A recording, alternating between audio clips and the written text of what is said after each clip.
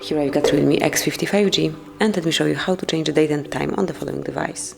So first of all, you have to open list of all apps, go to the settings then, now locate and open additional settings and click on date and time.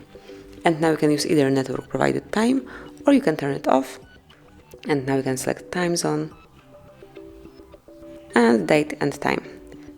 So from now on it's up to you the date, time and also time zone you are currently staying in. And then you can change the format of your clock, so you can use either 24-hour format clock or you can turn it off and use 12-hour format clock. And also you can activate home screen world clock and use dual clock feature if you want to.